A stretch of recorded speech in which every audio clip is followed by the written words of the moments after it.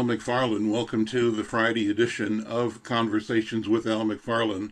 Appropriate music thanks to my friend Gary Dennis Hines and the team at Sounds of Blackness, the three-time Grammy-winning Sounds of Blackness. That tune, Sick and Tired, tribute to Fannie Lou Hamer, tribute to the Civil Rights Movement, tribute to the commitment to be resilient, to withstand, and to resist.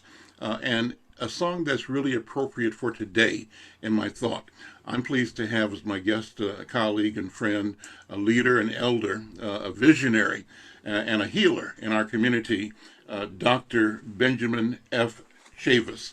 Dr. Chavis is the CEO and president of the National Newspaper Publishers Association. I'm a member of the organization Insight News, and he leads some 200 plus publishers of newspapers, elevating and connecting the voice of Black people both around the country and around the world through this powerful, important, wonderful organization. Dr. Dr. Chavis, good to see you, my brother. How are you?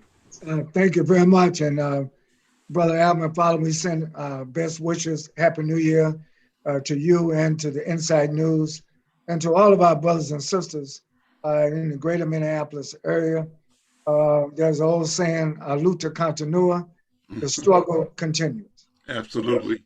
Well, struggles on our mind this morning, and I'm so glad you took the time to connect with me. We might be joined by some other people from this neighborhood Yes. who are equally concerned about the challenges we face as Americans and as Black people. But I wanted to just turn to you to give an assessment, a look at where we are, what the impact of what's unfolding right now down the street from where you are at Capitol Yes. Hill. What does it mean?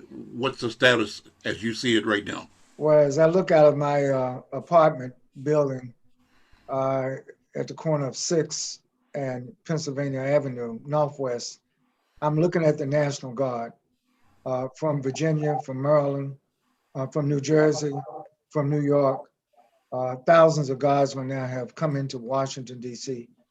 To protect the Capitol from insurrectionists, from white supremacists, from Nazis, from not so proud boys, from all panoply of coalition that wear these red mega hats, claiming to disagree with the vote of the people of the United States in the November election. And of course, it led to a very deadly now. 5 people have died as a result of the insurrection at the Capitol day before yesterday. And so the mayor of Washington, Mayor Bowser, has declared a state of emergency. We have a curfew here as we speak. But let me just say that whenever we talk about a particular city or a particular incident or a series of incidents, we have to put it in a broader context. This is also the week that we had a tremendous victory in Georgia. Georgia was not only on our minds, Georgia was in our votes. Black vote delivered a tremendous victory, not only in November, but now on January the 5th, there was another victory. So I think that this is a historic week. We certainly have concerns, but I think today they announced that over 4,000 people died of coronavirus in the United States in one single day. So in some states, in some cities, people are dying every 10 minutes. It's a very serious matter. And of course, disproportionately, African Americans, people of color, Latinx and others are disproportionately impacted by the coronavirus. So amidst a pandemic, we also have the uprisings of white supremacists, resurgence of white supremacy, institutionalized racism, And we still have police brutality going on across the country, again, perpetrated on Blacks and Latinos and other people of color. But I want to say this as one has been involved in the civil rights movement for a long time. I look at the long view of things. Mm-hmm. As we go in now and we're in 2021, we have made progress. I'm so pleased that this year, 2021, marks the 194th year of the Black President of America. Mm-hmm. So since 1827, for 194 years, the Black press has not only been on the front line of reporting the news, but we've been an advocate for freedom, justice, and equality. I really want to thank your producers, whoever put that video to start this off, immortalizing and giving a cultural setting and an upbeat rhythm to Fannie Lou's famous, "I'm sick or tired of being sick and tired." It is quite appropriate. Mm-hmm. And of course, when we think about what Fannie Lou Hamer did in Mississippi, and you think about what Stacey Abrams is doing right now in Georgia, she has that kind of Fannie Lou Hamer determination, resilience, that no matter what we face, Brother Al, whether we're in Minnesota, whether we're in Mississippi, whether we're in Georgia, whether we're in the nation's capital, we have to be vigilant. We have to certainly continue to raise our voices, continue to raise our objections to oppression, raise our objections to injustice. But at the same time, we have to raise up different generations, each generation of freedom fighters. Mm-hmm. And I know we're focusing on health, but a lot of the social determinants of our health are impinged and impacted by the institutionalized racism in housing and environment and economics across the board. So what we're facing, yes, we've made progress, and it's because of the sacrifices. It's because of the unwillingness of us to give up. When Fannie Lou Hamer said she was sick and tired of being sick and tired, she wasn't saying that in frustration. She was saying, look, I'm going to do something about me being sick and tired of being sick and tired. And so I think that Black America is something that Topper Carew said to us last January. We were down in almost at this time in Florida having a Midwinter conference. Mm-hmm. And this brother named Topper Carew, who runs the MIT Media Lab in Boston, he's a brother. He said something that he reminded the Black press, and he reminded Black America, says, Black Americans are the custodians and guardians of American democracy. Ah. Now, how can that be? Since we're the most discriminated against, we're the most oppressed, we're the most persecuted, sometimes we're even the most misunderstood. How can we be the guardians of democracy? Well, that's exactly what happened in Georgia. You know, and hopefully the first Black woman will be inaugurated to be first Black woman vice president of the United States. We have a number of African Americans in the cabinet. We have a brother for the first time is going to be the Secretary of Defense over all the armed forces in America and around the world. Mm-hmm. And so, you know, and also we're getting ready to celebrate Dr. King's dream. You know, as you know, I was 14 years old. I worked with Dr. King. Mm-hmm. And I know if Dr. King were alive today, he would keep saying that we got to keep pushing. And because the question is still before us, even in Minneapolis, where do we go from here? Chaos or community? You know, and the community means we have to treat each other fairly. We have to be our brother and our sister's keepers. And I think that this transcends the polarization, whether you're a Democrat, Republican, or independent. Yes, it's great to have a political affiliation, but it comes a point when you have to rise to make sure that everybody is protected, that everybody has access to food, access to the vaccination that's out here now to get rid of the pandemic. So I am very honored. I will close with this, Al. I gave you a long answer to your question. My assessment is that we've made tremendous progress in spite of the pandemic. We've made tremendous progress in spite of these recurring police brutality cases. But I think we're at a point, though, that we have to have more structural change in America. not just political change, but we also need economic change. We need environmental change. We need health change. And I think it's not only what we say, but it's the way we live. So the quality of our overall lives are at stake. Because you can make political advance, but that is put in jeopardy because of the retardation now in economics. Most of our communities are suffering from widening the economic gap. That gap has not been closed. A lot of our young people today are smart, but they're not getting the quality of education they should be getting, so they can compete in the world marketplace as it's changed with science, technology, engineering, and math. So my assessment is we have every reason not to lose our hope. We have every reason not to give up our spirit, our sense of determination. We got to keep pushing, and we got to make sure that we bring everybody in our community with us.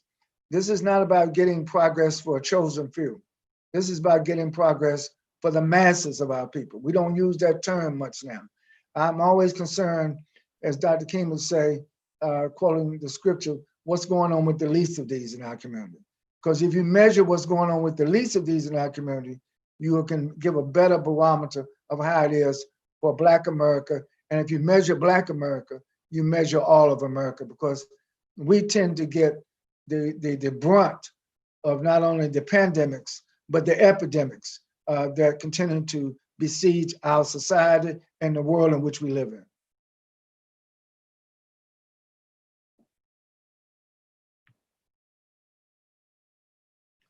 So Al, you're on mute. I want to hear your good voice.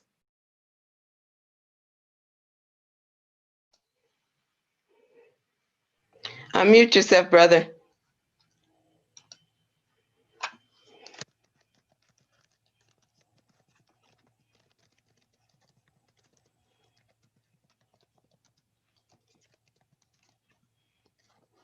Dr. Bravado, I think we have to tell Al to take his I'm mic sure off. trying. I'm trying to tell Thank him. you. I got it. Thank you. Appreciate it. I was reading your lips, man. I got it. You were Well, speaking so eloquently. I was trying to read your You lips. have to start over. well, I was just pouring tons of praise on Dr. McLaurin and Dr. Bravada Garrett Akansanya, which I will do again. And so, Ben, I was saying, let me introduce you to two of my colleagues and people that I love and who are heroes of mine here in Twin Cities and around the country, actually. Dr. Irma McLaurin is an anthropologist and is an award-winning writer, NNPA awarded writer for Best Column, and also a former university president, a former vice president of a major research institution here in Twin Cities, and writes extensively about culture and womanist issues.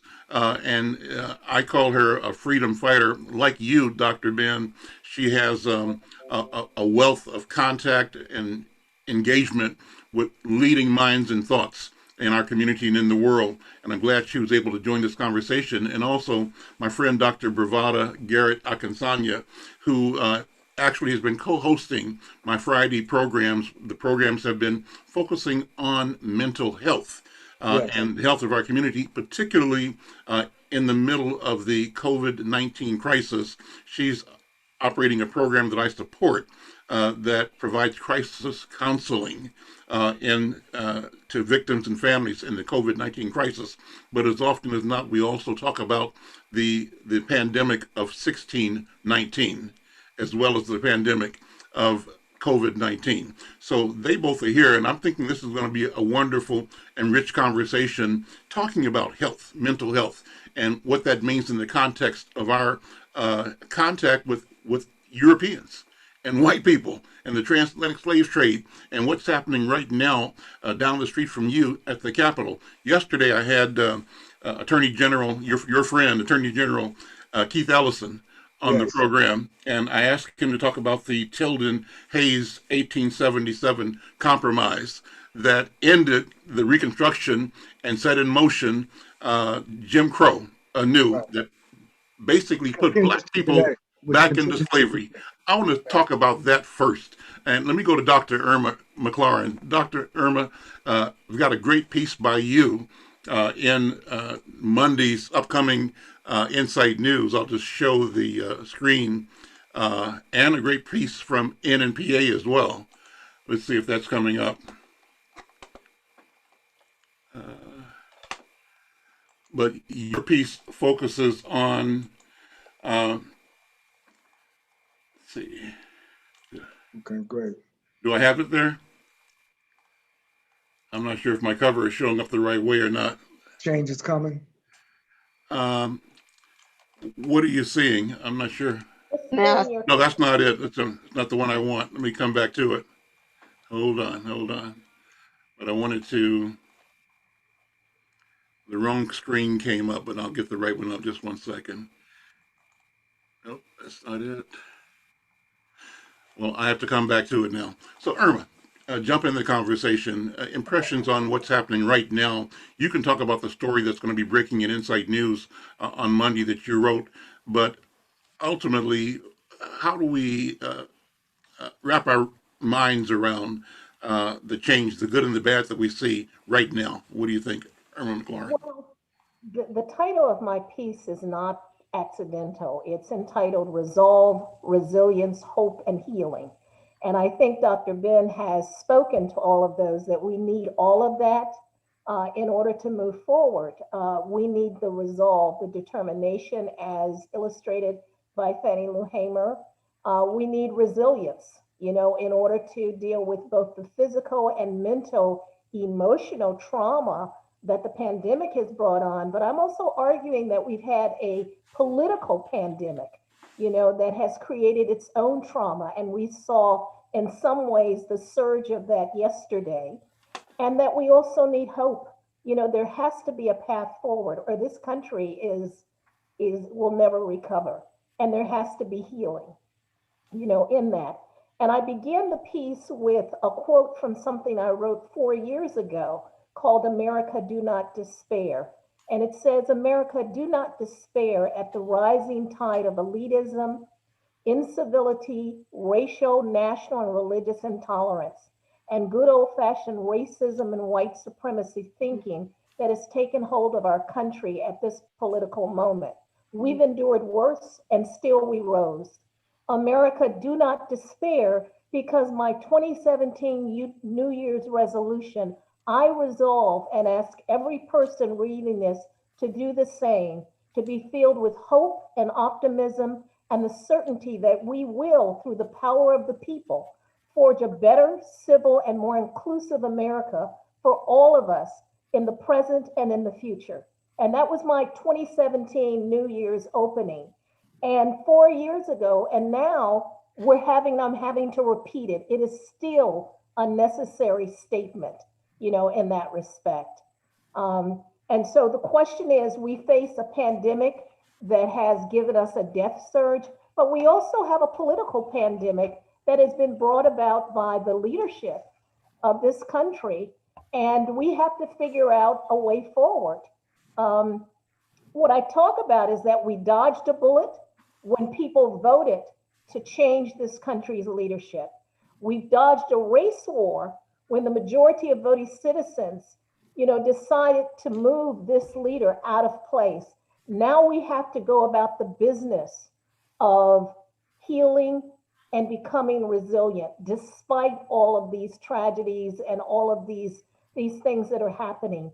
And that is what resilience is about. It is the ability to see beyond the disaster, beyond the crisis, to see through it, to know that one, it's never going to go back. So people who keep saying, I can't wait till we get back to normal, ain't going to happen. There is no back to normal, because normal is gone, right? So we have to create a new normativity. We have to figure out, what does that look like, and in a way that all of us benefit. We have got to get this country to start redistributing the wealth in such a way that people are not on the edge of just barely surviving. In one of the richest countries in the world, this makes no sense.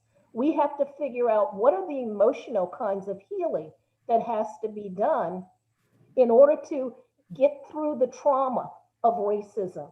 You cannot survive living with trauma in your heart and in your being and in your body all the time. So we have to figure out what that healing is going to look like. And for me, it's raising my pen and writing and saying the words that for some who say, I wished I had said that, but it's speaking to them. And that's what I'll continue to do, is just use the power of my pen. That is my activism. That is my protest. That is my power. And I want to keep using that to lift up these issues so that we don't forget, so that we're reminded not just of what needs to take place, but we also need to understand the history. So those who want to erase, the statues, and I'm not for that, because we need both. We need reminders that there was a past like that existed, lest we go down that path again. So I'm not saying to keep them in such a prominent place, but I was saying that the colleges that are renaming the buildings, I think you keep both names. You keep the name of the original building in small letters. You lift up the new name, but the students need to understand that there was a past. And if you erase it, then they forget. So I think we have to find ways to satisfy the desire of everyone, understanding and recognizing and acknowledging a past that has horrific things that happened in it, including the genocide of Native people, but also where do we go from here? A present that is uplifting and hopeful and optimistic and is focused on healing. And that is not to say that we all have to love each other, but that we can at least work together, which we've done in the past. And that's the place we have to get back to. Dr. Bravada Garrett Akansanya, you lead the Brakens Psychological Services Company, mental health services for our community. I tell people, Ben and Dr. Irma, that I'm not only a friend, but I'm also a customer, a client. And I say this because I think it's important to normalize among our people the ability, the willingness, and the availability of seeking healing from healing resources within our community, both for the value it delivers to the individual, but also because it's part of creating business between us and among us. So I've joined her team to support an initiative called the African American Child Wellness Institute, which is responding to crisis counseling in the COVID-19 pandemic, providing services uniquely. And our role at Inside News is to be a marketing communications component to her counseling work. But Dr. Bravada, we call her Dr. B, if that's okay. Talk about the items both Dr. Chavis and Dr. McFarlane brought up about resilience and about trauma. These are themes that we talk about all the time. And how do those things present themselves in our lives right now? I mean, I think everybody I know was fixed to the television watching these mobs invade, assault the Capitol. And two thoughts were happening in me, and I think in most, is one is, if these were black people, what would be happening? And that's not a far-fetched question to raise, because we have the evidence of what happened earlier when Black Lives Matter, and we know what happens around the country, right? And then, so that's one thing, and there's something that's incredulous about how uneven-handed law enforcement is in dealing with them versus dealing with us. How do you negotiate that sense of crisis and a sense of being let down and that suspicion that we didn't want to really articulate, but we've been saying that's always the way it's been? It's just like with George Floyd. The world saw what we had been saying all the time, and the world had refused to believe that it was happening that way. They called it a one-off, but it wasn't. It was the practice and the policy of our society against our people. What do you think, Dr. B? And you have to unmute now. Now it's your turn. I said, thank you for inviting me to hang with this very esteemed panel of discussants as we explore what that meant for us as Black people psychologically. And I do agree that most of us, and I'm happy to say that some white folks saw the comparison, which was so obvious, that when Black Lives Matter marches, they, before they even start the march, we've got people lined up in riot gear waiting for some stuff to happen. And at the same time, because it was white folks, they didn't expect them to quote unquote misbehave, because one of the psychological things that we talked about is called microaggressions. And one of the most prominent microaggressions in our society is one called the assumption of criminality. And that assumption of criminality is the thing that leads us to being, when we're in grocery stores or shopping, people following us thinking we're going to steal. Or when you get grants, having so much oversight, more than they would give white people. So in multiple ways, we see that exercise in our community, that there's always an assumption, if you're a Black person or people of color, that you're going to commit some type of crime. And there's a whole lot of literature behind that, but I'm going to take it a little bit further. Not only are we perceived as criminal, we're perceived as less than human. So there's a process called mental side, where Black folks are psychologically dehumanized. And we know about homicide and suicide, but you're killed off in the mind of white people. So that makes them able to do to you what they wouldn't do to someone else who is like them, because everybody is human, except the darker your skin, the less human you become. And so we even have research showing that Americans equate Black folks to apes. So you can hurt an animal, you can prepare to rage against the animal. So our bodies, our racialized bodies, represent to them less than human. And that's why they were able to get in. And what amazed me the most is they're breaking the law, they're breaking windows, going into spaces that they weren't even invited into, taking pictures with the guard, with the officers. And that told me right then that there was obviously the unjust reaction to us being Black that we see every day. But more than that, Al, I want to just say this little thing. I heard my sister do a quote and I loved what she wrote. And one that I carry often is one about Black folks, how we do signifying and testifying. When we go to a place, when we witness something, we say, well, that happened was, and then we fill in the blank. So I always talk about bearing witness, and there's a quote I'd like to share. It says, bearing witness implies having seen at close hand vital events to which one has a moral obligation to testify. Such events often involve life and death issues, openness to the life of another, and the need to take compassionate action on the other's behalf. Bearing witness, it informs, it declares, it testifies, and it vouches for an important truth. And that truth may be unpalatable. It may take courage to expose such a truth. And doing so may reflect on one's own character. But bearing witness may carry a sense of sacred mission. Something universal may be at stake, such as the presence of justice in the world. The truth that must be acknowledged, however difficult. Truth is the ultimately for the sake of humanity.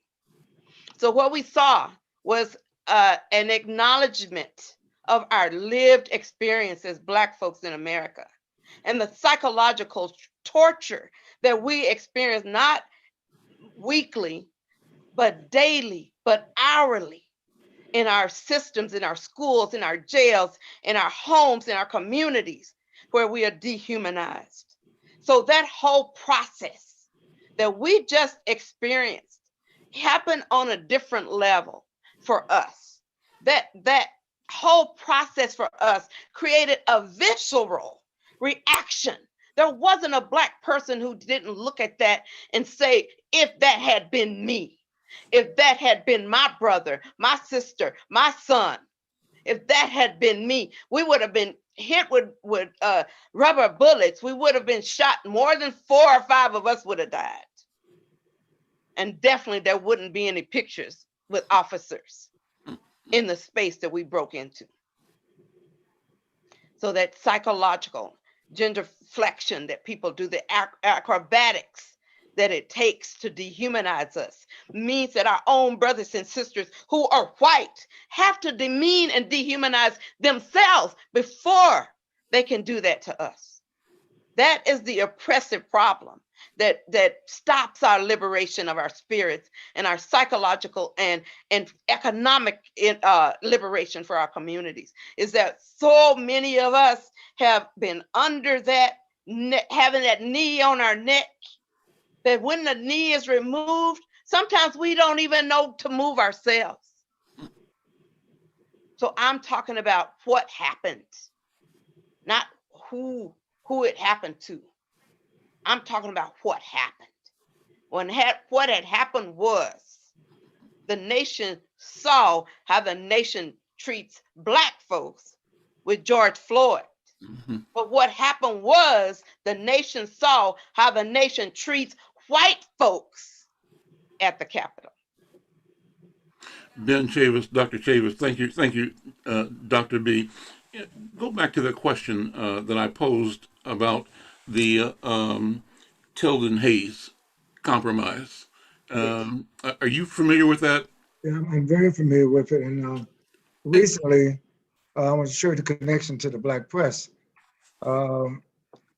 When Sherman, after the Civil War, signed the documents for 20 acres and a mule for Black people, it wasn't just a symbolic document. They actually had the deeds for the land.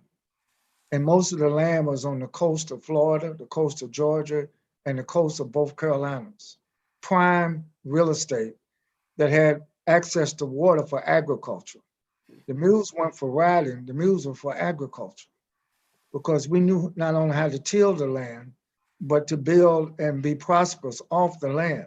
Mm-hmm. And of course, and so part of the compromise was Hayes decided that they would withdraw, but you couldn't give somebody 20 acres and a mule without also having the federal troops to protect the property.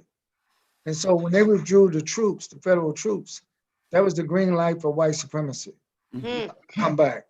And quite frankly, even though this is 2021, what we saw in Washington, D.C. this week was the lineage of white supremacy. Mm-hmm. What we saw in Washington, D.C. this week was the collusion between law enforcement and white supremacy. And that's what we saw in Minneapolis. That's what we saw in St. Louis. That's what we saw in Kentucky, Breonna Taylor. That's what we continue to see. So for a lot of Black people, we were not that shocked. It was much more of a reaffirmation of what we already know deep down in our veins. But I do want to thank Dr. Irma, and Dr. B, because amidst all of this, we have to hold on to what it is that has gotten us where we are today in spite of this oppression. Resilience is in our DNA, but sometimes we got to tap into it. Some of us walk around and act like that we have not been given from generations past what is needed, not just to withstand, but and really not to accept. You see, to me, tolerance is not acceptance.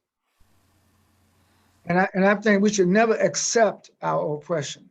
We should never accept those that would try to put us down. We all know that white supremacy is a pseudo ideology, but we have to contend with it because, unfortunately, and something that Dr. Irma pointed to, look, things are so abnormal, sometimes that appears to be normal. I don't want to go back to the old abnormal either, but I don't want them to create a new abnormal.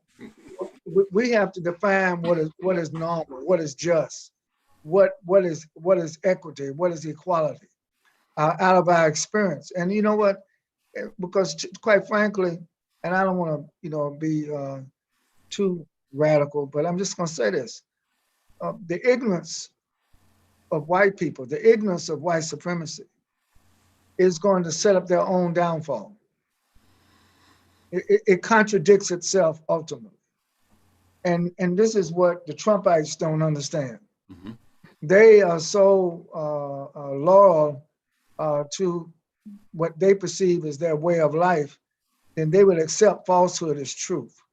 They would accept nonsensical and non-ethical as ethical. When they broke into the Capitol screaming it was their house, their chair, and so okay, if it belongs to you, why are you destroying it? See what I'm saying? So what I'm saying, it is like contradictory, and so we not only need mental health, but Lord knows, white America needs the ultimate mental health. Strong point. Great. I'm gonna jump in. Yeah, I just wanted to add to that because I think both of you have pointed to some very powerful things. Um, the history of this country has to be unpacked, right? Because what is happening now is based on a foundation. And I remember working at Teach for America as the chief diversity officer and going to South Carolina right after the shootings, a week after the killings, the murders in Charleston.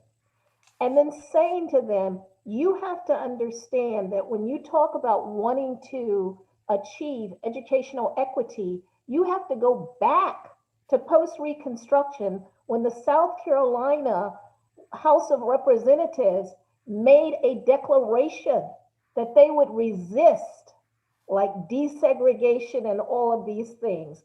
So it's built into the fabric, the social fabric. And if you don't know that history, then you're sort of trying to swim against the tide. So one is that we have to unpack the history. And Americans, we tend to be, particularly white Americans, they're in this blissful amnesia, right? And it's convenient. It's a convenient amnesia about what has happened, their complicity in it. And of course, we've been hearing a lot from major leaders saying, I didn't know. And we've been telling you this for like how many decades, right? It's like someone saying to me, well, when minorities and women do diversity work, they suffer. And so Harvard Business Review writes an article that says that. And people are like, did you read this? I said, I think I've been saying that for like 2 decades now. And you now believe it because Harvard Business Review writes an article about it. So part of it is that there is a tendency in this country to disrespect our experience, our knowledge, and those are things that I'm now no longer tolerating. A colleague and I turned down a request to work with policemen, and they were going to give us $100,000, and the money started sounding good. But the more we thought about it, I said, what does it mean for me to sit even in a Zoom conference and talk to people who, if I walked out the door, they could shoot me in my back, right? And get away with it, or who I know don't believe in this.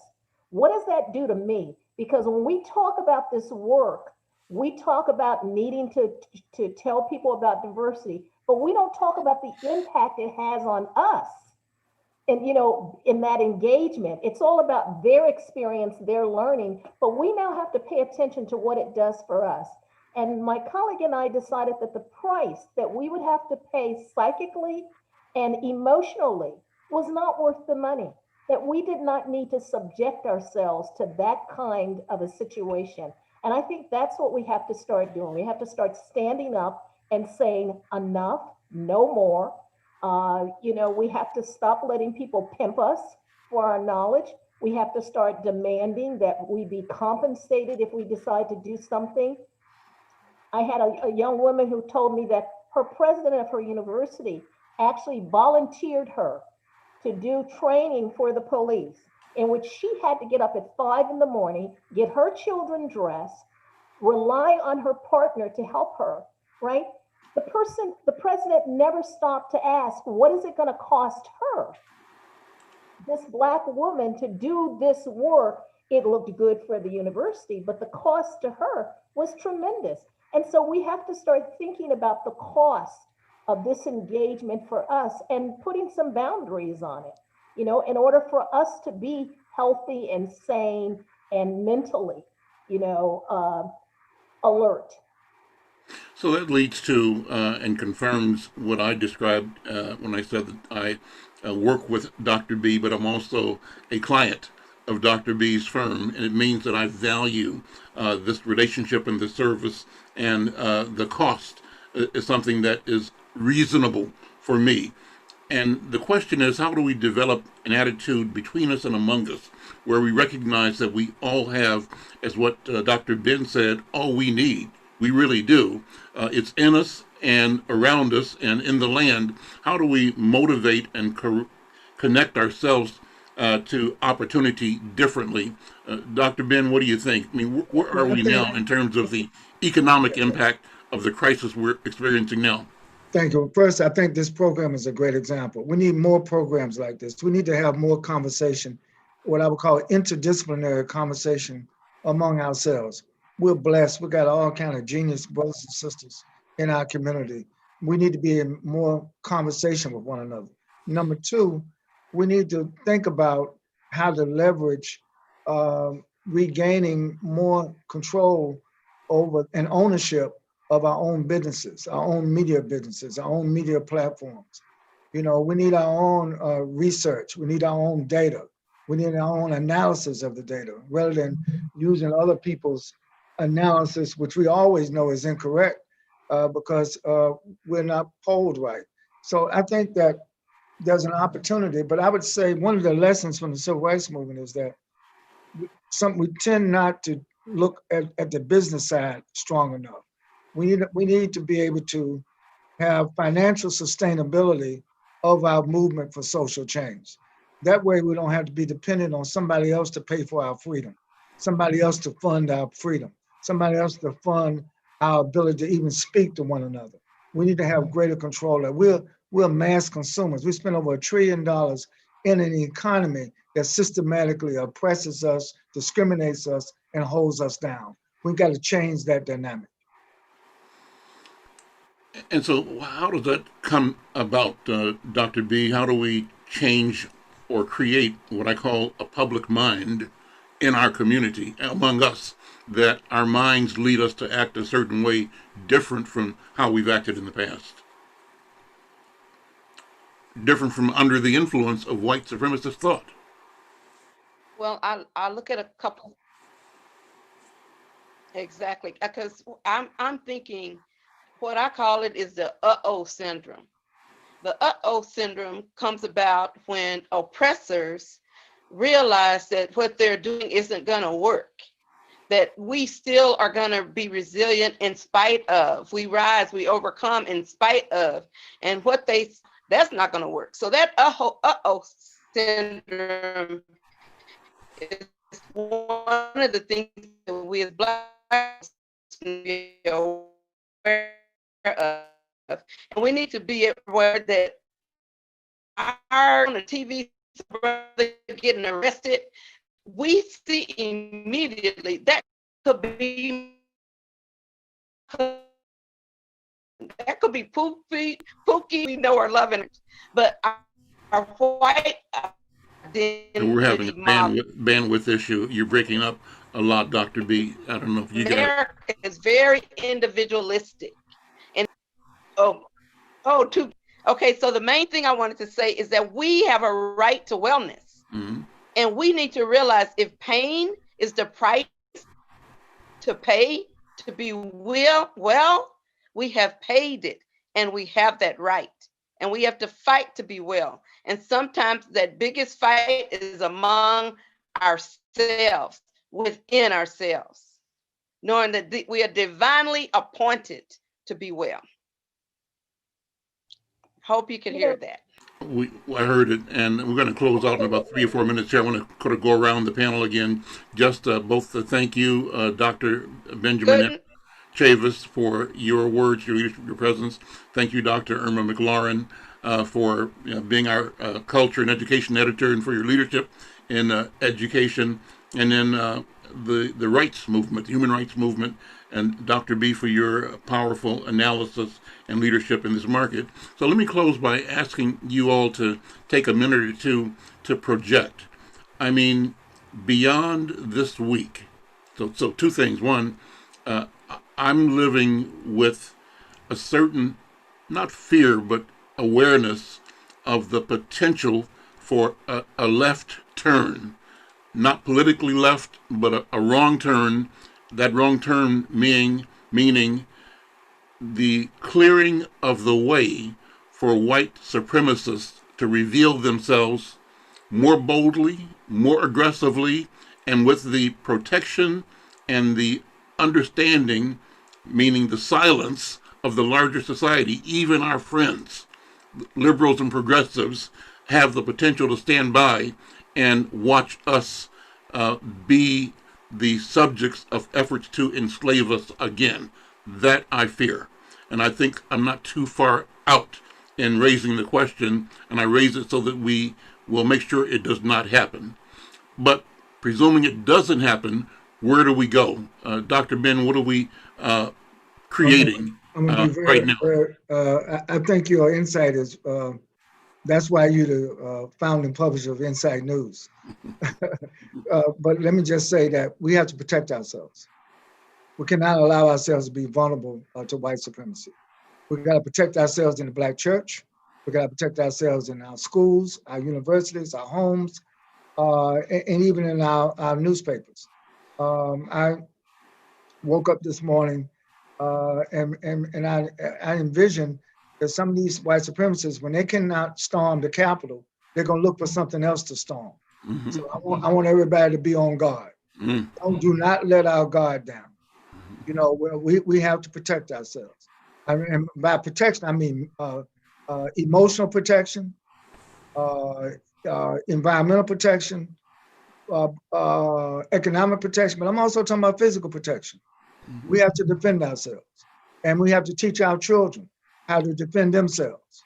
You know, we teach them a question about how to drive, how to try to avoid the police, but we got to have a broader conversation about not only how to defend ourselves in the context of white supremacy, but how not to allow ourselves to stand still. We got to try to get the best education in the world, you know, and I mean world education, not just provincial. We need to, truth wins out. The Bible says the truth will set you free, but you got to get the truth.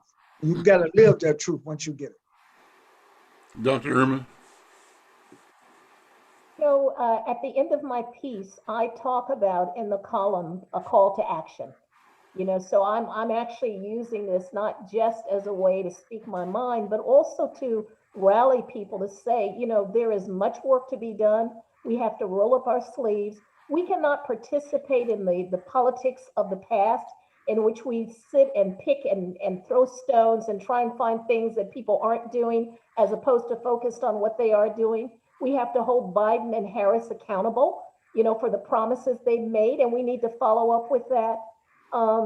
But we have to disentangle ourselves from the madness of the last 4 years, and we have to center resilience and hope, to me, as weapons of choice to eradicate like health pandemics and the aftermath of what I'm calling a political pandemic. And we just have to keep pushing forward. We've done it before, you know, and we can do it again. And so I'm very hopeful. But I'm also ready to roll up my sleeves. And as Dr. Ben Chavis says, I'm ready to fight too, if it comes to that as well. Close with Dr. Bravada Akinsanya. Dr. B, speak to the creation of a public mind in our community and among our people. What do you think? Well, one of the things, there's an African proverb that says, by the time, no, let me give you one I want to use.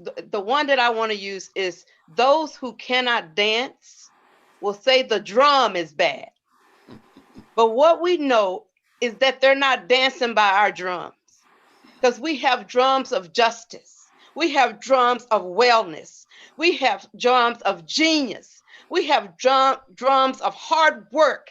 We have drums of our grandmas on their knees praying to the Creator.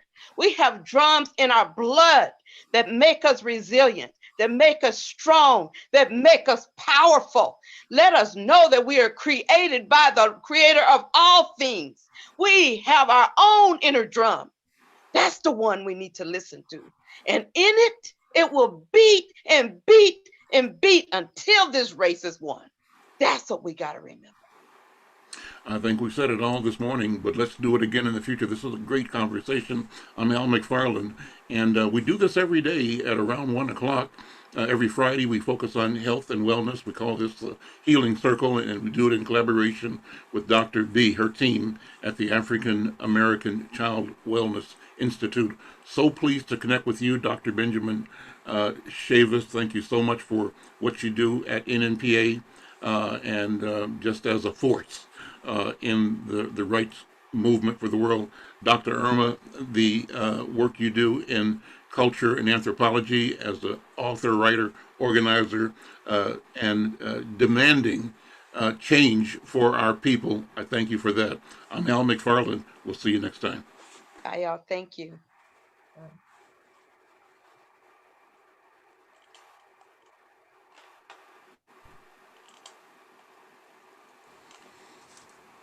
Okay.